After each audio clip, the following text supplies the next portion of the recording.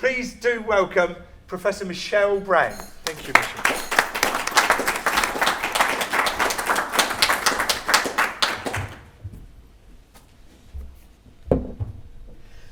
Thank you very much for that introduction and that journey, Will. Rock on. And I'd just like to start by saying I'm so pleased to be here in every sense. And from the time that I first started as a curator in the British Library back in 1986, back in the late Middle Ages, one of my big ambitions was to bring the Bodmin Gospels, which I curated at that point, back to Cornwall, and that's going to be the second of the two exhibitions in the autumn. And so it's been a long time coming, but this is the right time and the right place. And I think as we come out of COVID, this is exactly the sort of time that we want this sort of assembly of scholars who are opening up the voices of the past so that they can communicate more fully with us today to inform the creative energy that we've got much of assembled in this room today to help shape the future of Cornwall. So, Kresen Kernow, Muraz. Okay, so let's start. The book, by the way, deals with basically the history of how people in Cornwall throughout the ages, from the earliest Bronze Age marks on tin ingots to the end of the Middle Ages, communicated. Okay? It's that interaction between written word, sound, and image. And of course, within that, the performing arts are very much the film equivalent of their day. Then as now, most people got their knowledge through what they saw and what they heard. We may be more generally literate these days, but I think we're pretty much aware that many people do primarily deal with that sort of oral and visual evidence. And what we have is what was committed to the safekeeping of writing, as Bede termed it at the beginning of the 8th century. Okay. Now that obviously presents a filtered, curated, if you like, view, not only from the period, but across the ages of what actually remains. When I started as a medieval archaeologist, specialising in Celtic and Anglo-Saxon material way back, we were told that there was about 5% of the material remains of what we knew was around at the time. When I ended my paid career as a digital curator in the British Library, we were told that for the first 5 generations or so of born digital material, our retention and preservation rate would be about 5%. Okay? So that means that we've actually got to deal with the lacuna. And that's what makes it so exciting. That's where the real detective work comes in. So I'm just going to do a bit of a general introduction to the materiality and the context for the incredible manuscripts that we've got assembled here today. So we start with a nice shot of the plenum in St. Just, bursting to the seams on Lefrauda Day, and predicating how it's going to be even more bursting at the seams for the incredible performances of the Ordinalia that we're going to see there this September. And, of course, the Bodleian manuscript of the Ordinalia.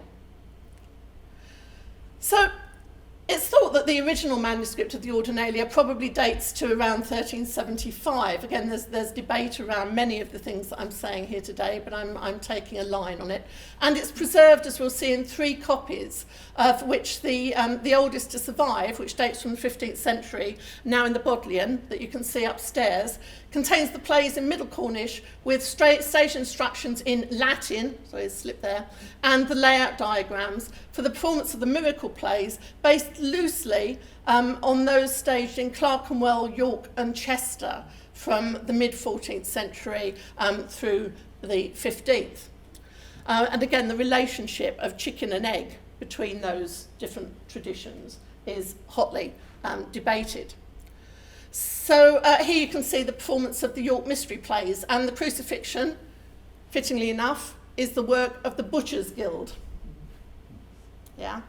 And so although the guild history of Cornwall is something that, again, that warrants a lot more work for this early period, I would just place in your mind that Pat Connor's work fairly recently on the Exeter book of Anglo-Saxon poetry and riddles dating to around the year 1000, and possibly from the Exeter region, is thought in his mind to relate to guild performances and have a performative element at that point. So there's certainly a southwestern tradition, I think, of the idea of those involved in different specialist trades having something of a performative meeting and an aspect of reading, certainly, of poetry.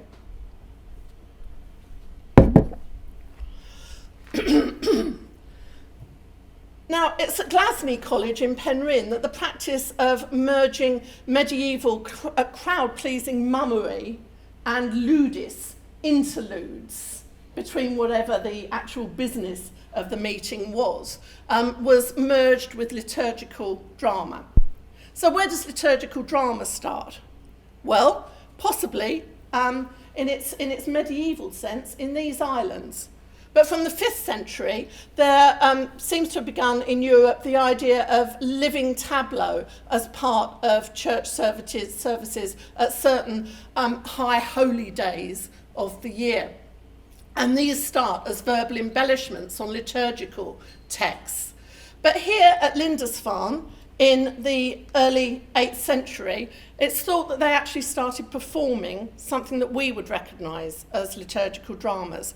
This manuscript in Cambridge University Library, the Book of Sennen, is a prayer book owned by the Bishop of Lichfield, Ethelwold, in the 830s. And it contains a text called the Harrowing of Hell. And that, we think, was composed by Bishop Ethelwold, who bound the Lindisfarne Gospels on Holy Island in the 730s, okay? And so it's preserved an earlier text, and it's a responsory harrowing of hell. So on Easter Saturday, when Christ spends his time waiting for the resurrection, going down to hell, liberating Adam and Eve and those who hadn't had a chance to hear the gospel.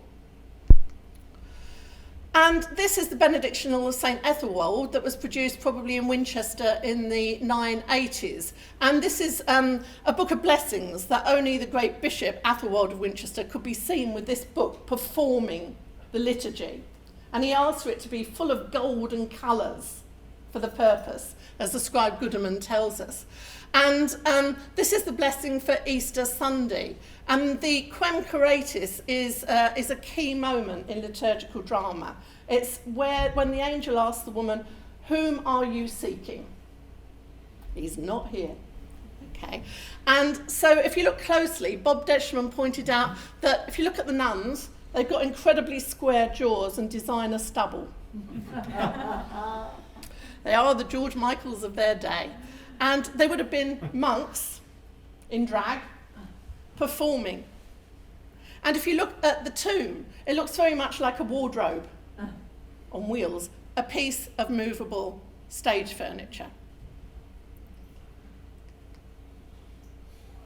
And from the 12th century, mystery plays, named for their inherent mystery or because they're enacted by guilds or mastery members, and miracle plays based on saint lives were performed in the vernacular in Spain and in Latin elsewhere on the continent. And in medieval England, we see a flurry of drama in English and Latin from the mid-14th century when the York mystery cycle begins. And then we've got other later 15th century cycles from Chester, Wakefield and Coventry. And so the Cornish contribution with the Ordinalia and the Saints' Lives sits very much within a wider context at the start of a new flourishing of vernacular drama in these islands and the European continent. But we're doing something rather special here, as we'll see. So from the 14th to early 16th century, Glasgow used vernacular language to open up text to a broader public using poetry and drama as lures. Now that's not new. If you look back at the riddles of Oldtown, all that stuff about phallic onions, etc., these are all for teaching in the classroom, in their origins, okay? And this is the charter fragment of around 1350 from Cornwall, gives us a glimpse of the sort of comic verse that would have been performed as an interlude between other feasts and festivities. And we think this may have descended from the medieval tradition of mummery, in which performers would don fancy dress and amuse folk, normally accompanied by music. And this is a 14th century French roman in the Bodleian that shows you a group of mummers. And we've got other depictions from Britain at the time. And here we've got some of the guise players. These are the Penzance geezers. This is old Ned and Mog. And so the idea of continuing to play in disguise, reflecting an ancient practice of the wish to conceal identity and avoid embarrassment when performing in return for food, basically. And Tom and Tamina Gosker have been doing some interesting research on the 18th century and early 19th century aspects of Cornish guising, coming out of things like church choirs who needed to go and beg for their bread. So very apposite. I run the West Cornwall Food Bank at Penzance. So get ready to start guising, folks. This is the charter fragment in the British Library. And it consists of 41 lines of rhymed strophic verse in Middle Cornish, and it's written on the back of a charter granting land in Cornwall, dated 1340. And it's a two-way thing. It's a figure who gives advice to a man who wants to marry, and it gives advice on how to find a biddable wife. But at the same time, it gives advice to the prospective target of how to wind the man round her little finger. And so this is very much like the bawds part. It's the Shakespearean nurse figure, if you like. Cornish, certainly 1340s. And the work of Glasgow proves central to Cornish identity. Most of its output is in Latin or English initially, but with a tendency to downplay the court language of the day if you wanted to get on, which was Anglo-Norman French. Okay. But some of its major contributions to the Cornish language survive, we think, in the form of the Ordinalia, plays on the creation, passion and resurrection, which I would argue is probably composed by John Trevisa around 1375 in Middle Cornish, and then the Cornish Breton saints' lives written around 1500 and surviving in 16th century copies, and that's Brennan's Mariazic and Brennan's Kay. And these are dramatisations of the legends of St Key near Truro, and that's a parish which pays tithes to Glasney, as did St Just, and St Mariazic of Camborne, Mariazic, along with Arthurian material and tales of the tyrant king Tudor More, who's said to have persecuted the early saints led by St Breca and others who came into the Hale estuary around about the year 500. And then the Cornish Passion Play, Passion Agnalath, is related to part of the Ordinalia and may also derive from Glasney, and that was found in the rural church of San Creed in West Penwith. And then we also have the Infantia Salvatoris, composed at Bodmin Priory for performance in English. So we've not only got the Cornish plays, we've also got the Cornish plays in English and the Cornish plays in Latin. And this very much reflects that Cornwall, like Chaucer's London, is very much, although in different measure in different places, at least a trilingual society. Okay, so you've got Church Latin, you've got court Anglo-Norman French, and then you've got the vernacular language. Now, for part of Cornwall, or parts of all of Cornwall, it's going to be Cornish. In some parts, it's going to be Old and then Middle English. And then, going back earlier, you'd also have pockets of Irish as well, and possibly something closer to Welsh. So a very complex map, which scholars such as Oliver are doing so much to help us understand. This is the Passion Agnalath, or Mount Calvary, in the British Library, written in Middle Cornish, and it's the surviving manuscript dates to the 15th century, and John Kedwin of Mousehole in the 17th century translated it into English, and he says that this was found in Sancreed Church, but we think that it actually dates in composition to the 14th century and probably predates the Ordinalia, because aspects of it seem perhaps to have influenced the Ordinalia's passion and resurrection treatment. Now, this copy also has the distinction, I'm not sure distinction is the right word given the artistic calibre of the illustrations, but it has the distinction of being one of the first Cornish illuminated manuscripts as well. But from a creative point of view, it's fascinating because many of these vignettes of the Passion do relate, I think, directly to the staging of the plays.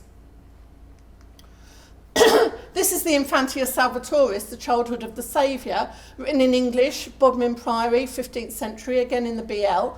And this is a text page with marginal, cryptic and secret letters, talismanic, added in the margins, with a pentagram of swords.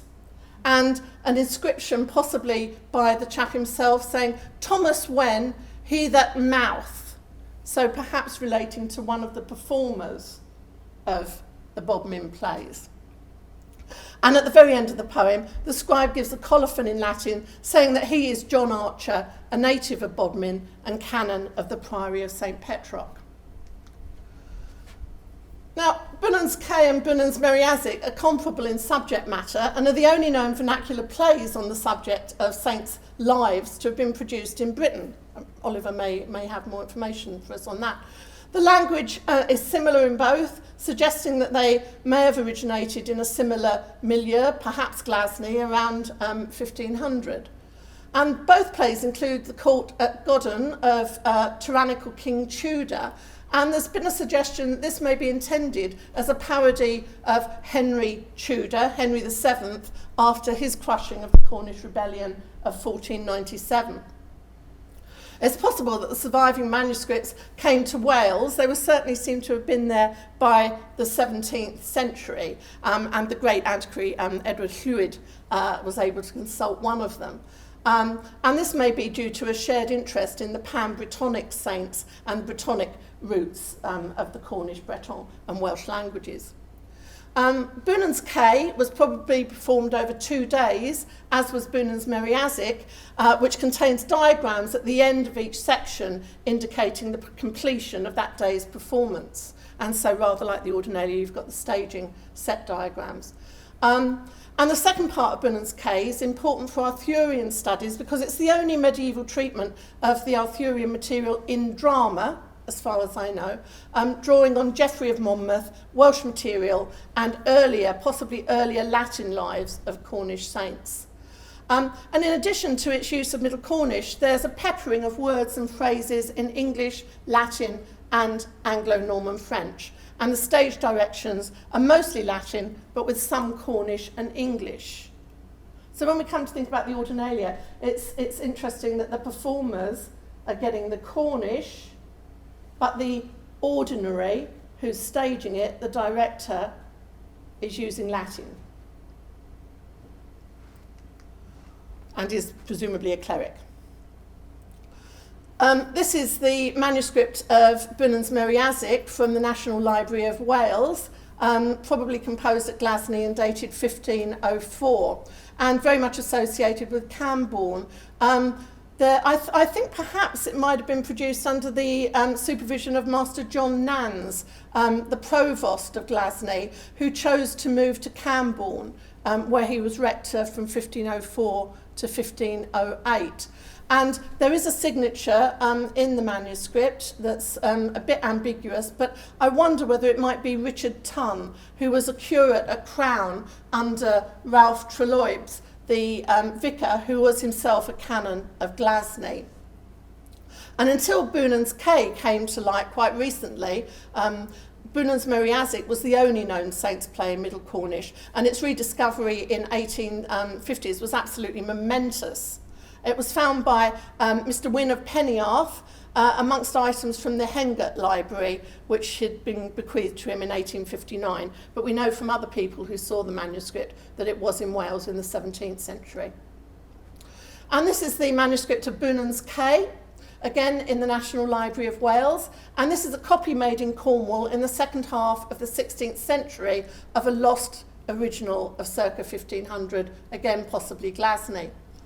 It contains an incomplete 16th century copy of a previously unknown play in Middle Cornish, and it was found pardon me, among the personal papers of Professor Kywin Williams after they reached the National Library of Wales in 2000. And this added tremendously to the corpus of Middle English literature, and it has much vocabulary that was not previously known. The plain place in Key Parish is possibly the principal location where BRENNANS K would have been staged, and both of the parishes associated with the saints' lives had strong ties to Glasgow. And it's there, I think, that the access to the Latin and Breton materials that underpin the narratives would have been accessible for study. The Camborne Church Warden's accounts contain a reference to performances of BRENNAN's Merry Azzic, it's thought, in around 1540, and speaks of the play that the young men made. And the manuscript of the play itself has a detail of stage directions, casts and props. For example, John Ergedin, already a horseback, that was the justice with Constantine for to play the merchant. Now this tells us that John performed multiple parts as a merchant and a judge, and at one point was on horseback. It's a pity we haven't got the corresponding records for Penryn, that they didn't survive. And this is the earliest surviving manuscript of the Ordinalia, Bodley manuscript 791 in the Bodleian, 15th century copy of a late 14th century work from Cornwall, probably Glasgow. And on the right, we've got a depiction of what is essentially a Cornish plenum, an open-air theatre, playing place, in which the players and stage sets were placed on the encircling mound, and the audience stood in the centre, with the players sometimes descending among them. The origins, as Will has so masterly pointed out, perhaps of Elizabethan theatre in the round. And here we've got the famous quote from Richard Carew in 1602. The Cornish men have gwari miracles, kind of interlude, compiled in Cornish out of some scripture history. For representing it, they raise an earthen amphitheatre in some open field, having a diameter of some 40 or 50 foot. The country people flock from all sides, many miles off, to hear and see it, for they have therein devils and devices to delight the eye as the ear. The circus had come to town, big time. And if you think of the humdrum earthenware reality of every day, and the sheer spectacle of hell's mouth, billowing smoke and red fiery flames, and the devils and the angels and the celestial throng, and the costumes and the sheer magic of it, it would have transported you in something of a way that earlier when you came into, believe it or not, your parish church, covered with frescoes, with imagery, and with the audio guide available. Imagine Will as a parish priest, huh? Awesome. Handsome. To actually bring it to life for you, and how that would have fired the imaginations of people who spent their lives working in the mines, the fields, and on the sea, and in the kitchens, and in the birthing bed. Yeah? And there we've got an interesting fisheye view of the Plen in St. Just. And there we've got the Cornish GORSET meeting in the Plen in St. Just in September 2019. So other spectacles, wrestling matches, as we know, Cornish wrestling taking place in St. Just, for example. And in St. Just Church, we've got this Sabbath Christ, or Christ of the Trades, a 15th century fresco, almost adjacent to the Plen, where we think the Ordinalia was performed as early as the 14th century. And you've got the instruments of the Passion, the nails, the ladders, etc. But you've also got other trade motifs and items around, which possibly may relate to the performance of the plays and the role of local trades and craftspeople in performing the mystery or mastery plays. And this spectacular example at BREG, again, and we know from a drawing that there was also one at Ludgeshire, and I think many of the churches would have had these. And this one, interestingly enough, even, if I can find it, where is it? It's not working. Next time you go to BREG, you see there, instead of the dice, or the die that are used for gambling for Christ's clothing at the Passion, it's the newfangled playing cards. An up-to-the-minute introduction. So Cornwall, as in many things, was a first point of entry of many things, even vices. Have you been to Newlyn recently? And this is a leaf from an artist's model book, or a fly leaf, used to try out designs in the 14th century, which was later used in the binding of the Stratton Churchwarden's accounts for 1512 to 1578. That's in the British Library. And Joe Mattingly has found and published this.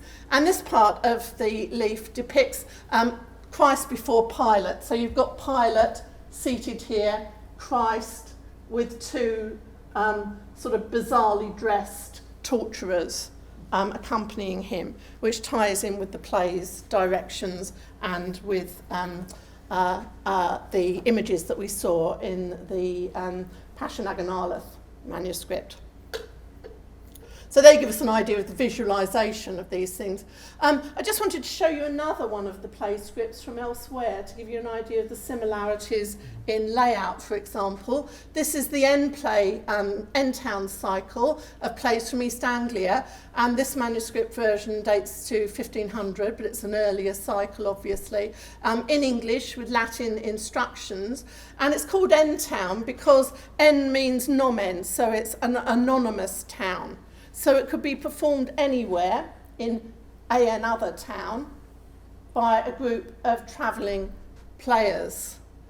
And then at the bottom of the page, you've got the list of players and their relationships spelled out to one another in Latin.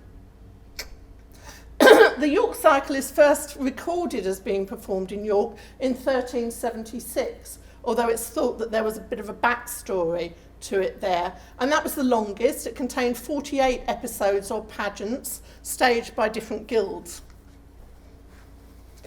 And this is interesting and seldom seen. This is the staging and scenery for the Vallanciennes mystery plays, produced and performed in the first half of the 16th century at the castle of Vallanciennes in France.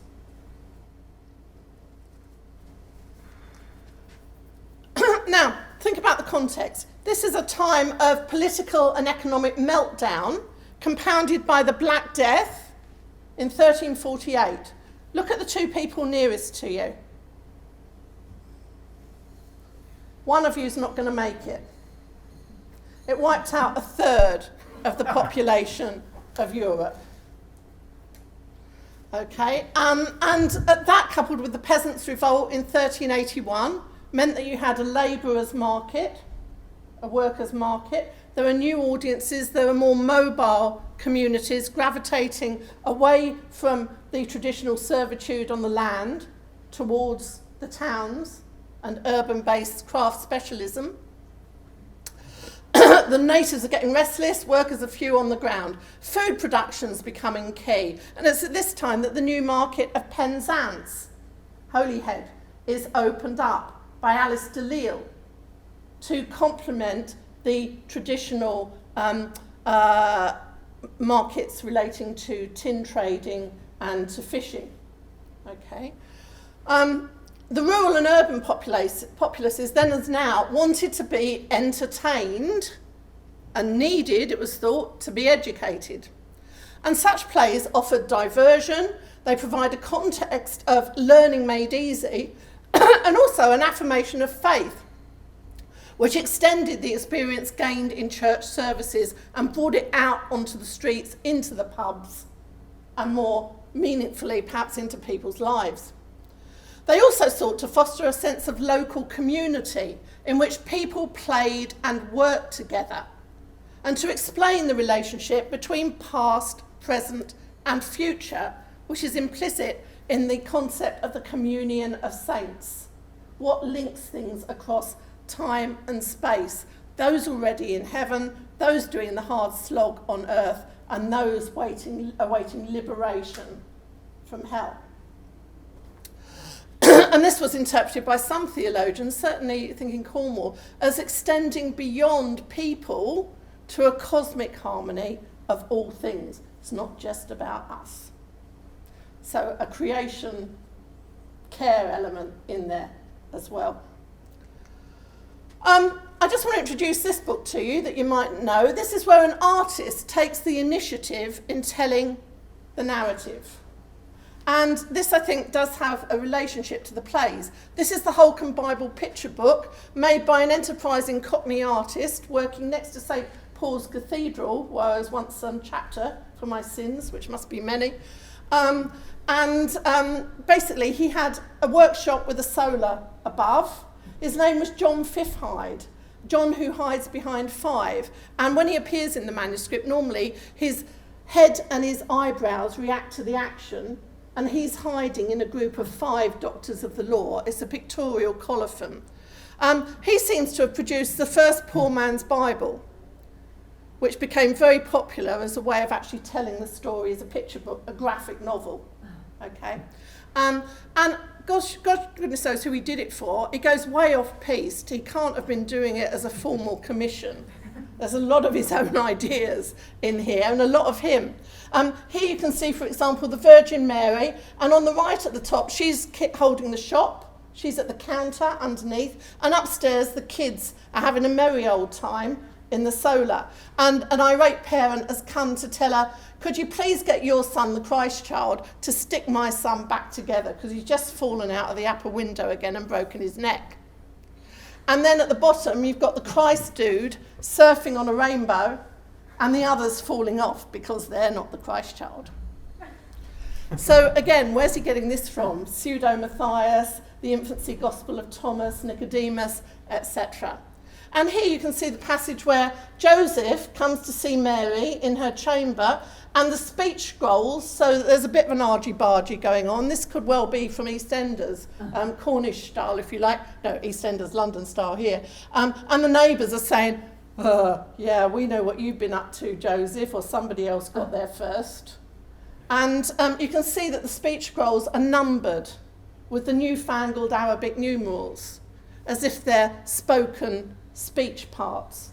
And there's a lot of evidence that Fifthide was part of the Textile Manufacturers Guild. And I think that he was involved in performance of plays at Clerkenwell nearby. And this is 1320s we're talking about. He goes on to become the Sheriff of London. He gives the best depictions of Jewish liturgy and costume 40 years after the government had expelled the Jews to renege on the national debt. And he becomes Sheriff of London because he's in charge of regulating banking relationships with Jewish communities on the continent. He's a textile manufacturer. He's cheek by jowl with book manufacturers in Paternoster Row, and he can do it better, except for he doesn't know how physically, codiclogically, to make books. This is an example of his embroidery for the great papal vestments, etc. of the day that contain the whole of the Passion and Resurrection cycles in imagery on them. So there was already that visual tradition. And here he is putting a costume on over the garb that he wears every day in other depictions of himself. And basically he's telling the people that have come to ask him to make the nails for the Passion that he can't do it because he's just hit his hand with a hammer. Look how it's throbbing. The missus will have to do it. And many women with war work at that time were actually working the forges of the day. And so she gets the blame for making the nails that were the instrument of the Passion, not him. So you can see some of this context of urban thinking about people placing themselves in the biblical narrative. Now, this this is Glasgow. This was from the Glasgow Festival in 2015 on the left, when they did a geophysical survey, a resistivity survey, and you can see the ground plan of Glasgow actually marked out in the dog walking park that still survives there today. And this is a depiction of Glasgow by Ferdinand George in around 1580. It was the biggest, wealthiest, most powerful religious foundation in medieval Cornwall. It was manned by secular canons rather than monks or priests per se.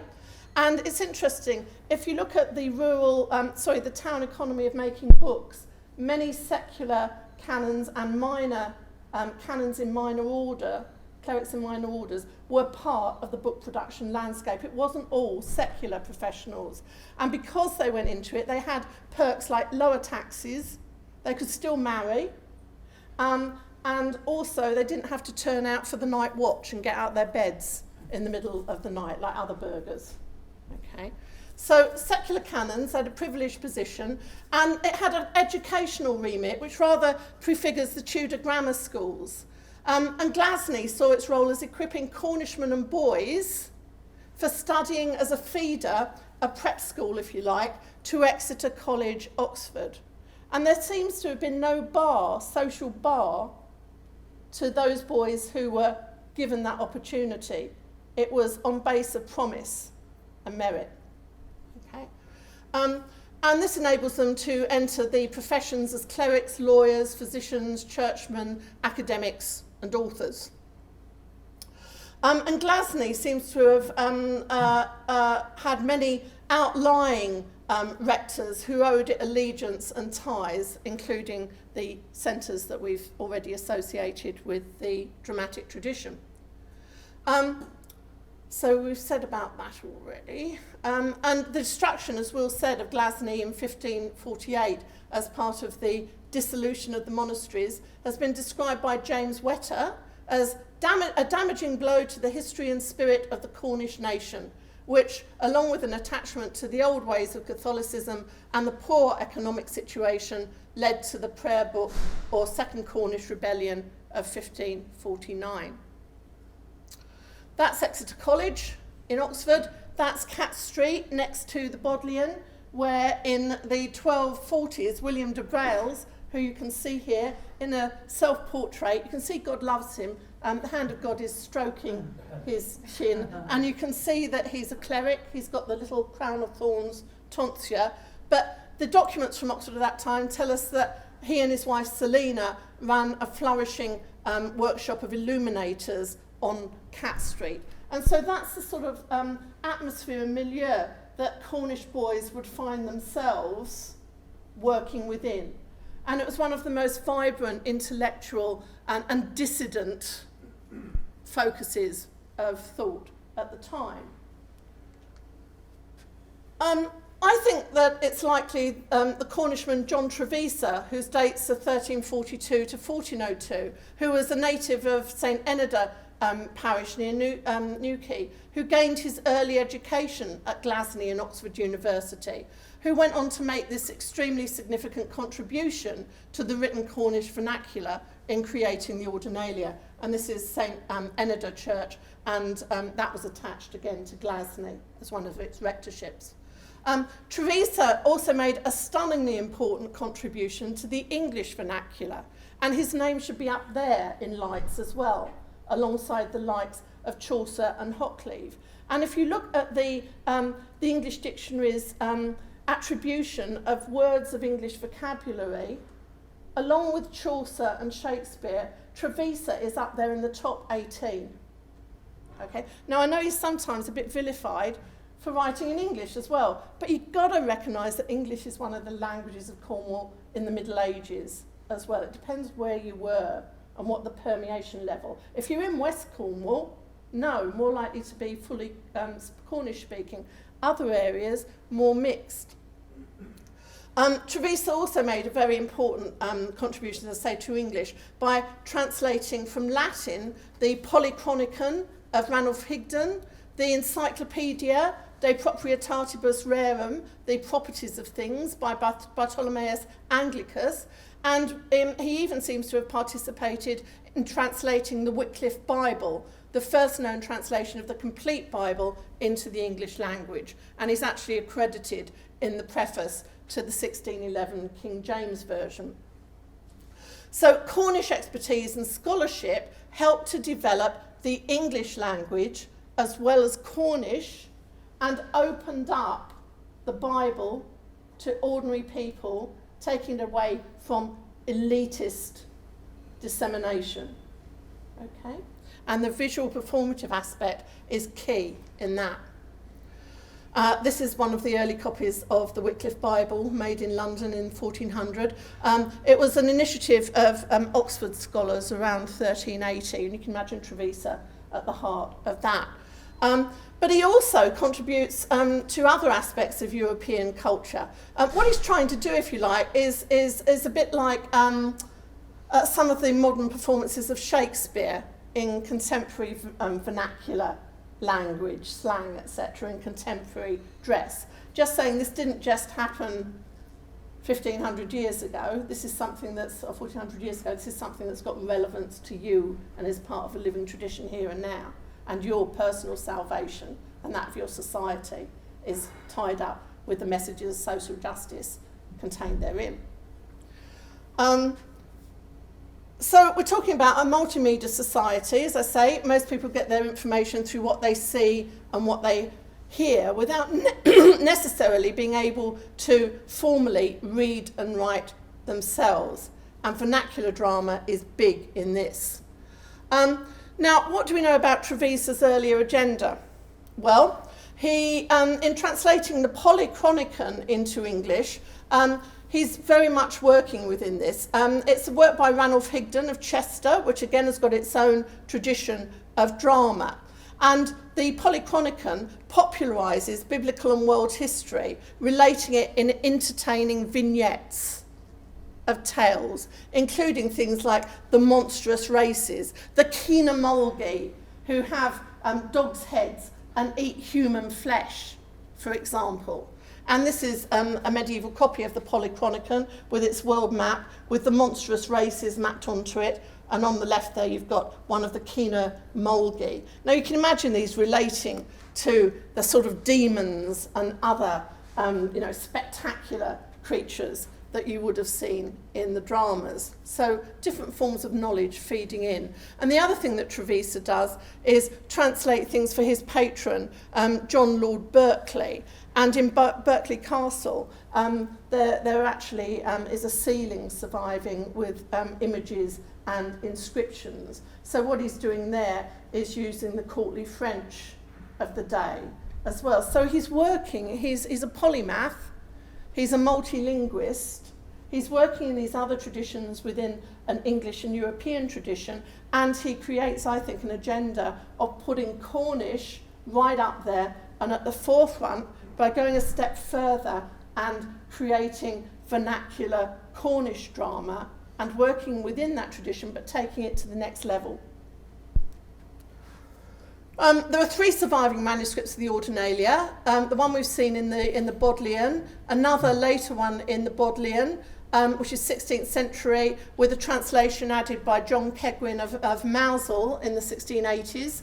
And then we've got a Peniarth manuscript in the National Library of Wales. Now, codifying the plays in book form means that they could be regularly performed in different locations, like the N-Town cycle, okay, and gave them a more formal and permanent status. An ordinal is usually a liturgical book which gives the order of proceedings for big stage church festivals and services. So it's like a clerical stage direction book.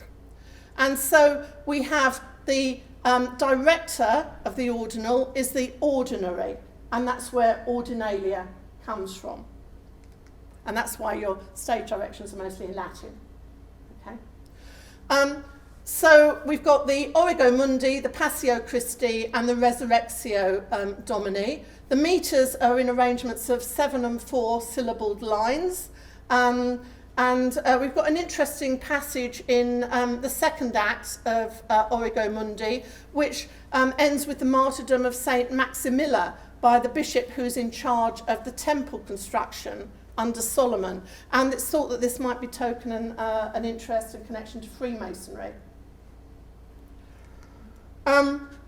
And then we've got an offshoot of Origo Mundi in the creation of the world, Givens and Bis, which we're going to hear more about. Really looking forward to hearing more about that, with stage directions copied by William Jordan in 1611. So one of the things that we have running through, you've got different pseudo-legends. The Gospel of Nicodemus gets in there, as it does in the Holcomb Bible. So they're looking not just beyond the canonical scriptures, they're looking at some of the also-ran apocryphal texts as well. And also legends. We mentioned the Arthurian material, the legend of the Rood, the legend of Holy Cross. And there's a big emphasis on the amateur archaeologist, Helena, who was the mother of the first Christian emperor Constantine in the 4th century, who found many of the holy places and dug up the true cross. And that seems to have been quite big in Cornwall. There are a number of associations with Constantine, Helena, the chapel or priest's house on Cape Cornwall, for example, and some of the early inscribed stones from the 6th century. And even I found at Philac a 4th century pilgrim souvenir from the Basilica and Palace of Constantine and Helena in Trier, built into the pediment at Philac. So you've got a big tradition there as well. So things of local interest being built into the biblical narrative and highlighted. And I just wanted to end with something about the performances and the revivals of the Ordinalia from 1969 to the incredible work of Dom Nutton and the rest of the Plen team at the opening of the 21st century, and to the absolutely wonderful work that's going on now with the St. Just Ordinalia team and with Will and all of you creatives here who are going to re-envision it for a new age and for new audiences. It's really exciting. Thank you. Yeah.